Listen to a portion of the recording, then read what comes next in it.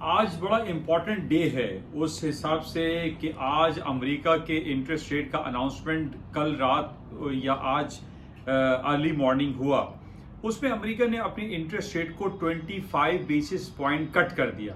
حالانکہ کافی لوگوں میں یہ ذہن میں تھا کہ انٹرسٹ ریٹ ہو سکتا ہے کہ کٹ نہ کیا جائے، لیکن جو مختلف صبح سے خبریں آتی رہیں اس میں یہی بتایا گیا کہ 25 بیسس پوائنٹ امریکہ اپنا انٹرسٹ ریٹ ریڈیوس کر دے گا.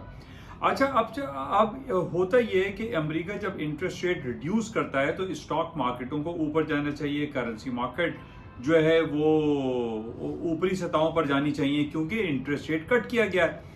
لیکن اس کا فائدہ یہ نہیں ہوا کہ انٹرسٹ ریٹ کٹ ہونے پہ امریکہ کی اسٹاک مارکیٹیں اوپر جاتی، کرنسی مارکیٹ اوپر جاتی ہے، لیکن کرنسی مارکیٹ اور اسٹاک مارکیٹ سب کی سب نیچے گرتی چلی گئیں. اور اس وقت بھی ہم دیکھ رہے ہیں کہ مارکیٹیں گریں، لیکن اس کے بعد جو ہے اس میں ریکوری آئی. خاص طور پہ اگر ہم گولڈ کی بات کریں، گولڈ نے جو فروری کانٹریکٹ ہے وہ 2580 تک کا اس نے لو کیا، لیکن اس کے بعد تقریباً $30-40 مارکیٹ دوبارہ ریکور ہوئی.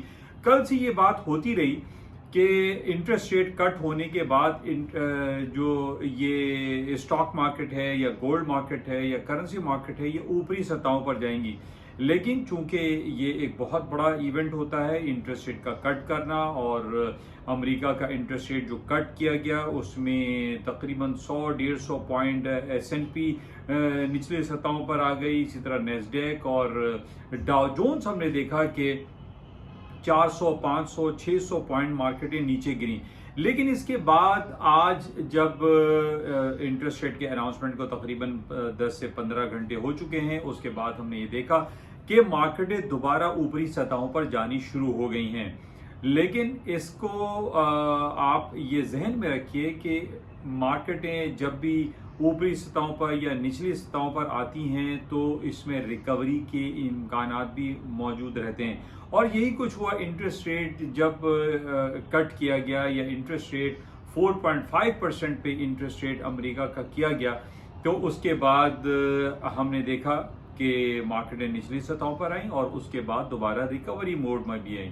تو بہرحال اس کو مزید ہم دیکھتے ہیں. اس کے علاوہ امریکہ کے انٹرسٹ ریٹ کے علاوہ جو آج امپورٹنٹ جو ہمارے پاس رہا وہ بینک آف انگلینڈ کے انٹرسٹ ریٹ کی اناؤنسمنٹ تھی. وہ 4.75 ان چینج رکھا. اسی طریقے سے اور بھی بینکوں کے یعنی انٹرسٹ ریٹ کا اناؤنسمنٹ تھا، انہوں نے ان چینج رکھا. لیکن سب سے امپورٹنٹ جو کہ ہم جانتے ہیں کہ امریکہ کی اکانومی جو کہ سب سے بڑی اکانومی کنسیڈر کی جاتی ہے، اس میں انٹرسٹ ریٹ کا کٹ کرنا یا انٹرسٹ ریٹ کا بڑھانا یا انٹرسٹ ریٹ کا ان چینج چھوڑنا وہ بہت بڑی مارکیٹ کی موومنٹ ہوتی ہے.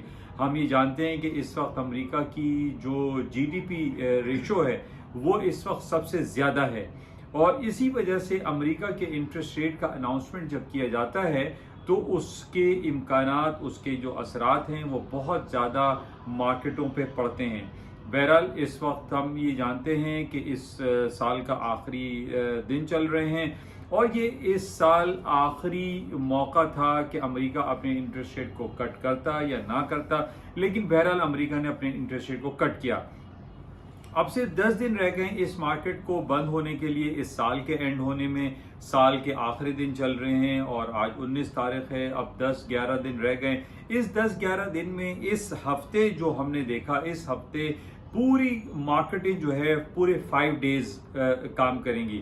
لیکن اگلے ہفتے ہم یہ جانتے ہیں کہ کرسمس ڈے ہالیڈیز اور دوسری ہالیڈیز آ رہی ہیں، اس میں بھی کافی مارکیٹوں میں موومنٹ جو ہے وہ کم رہے گی. بہرحال یہ بڑا امپورٹنٹ ہمارے لیے تھا کہ آج امریکہ ارلی مارننگ امریکہ نے اپنا انٹرسٹ ریٹ کو کٹ کیا اور اب امریکہ کا انٹرسٹ ریٹ ہو گیا 4.5%.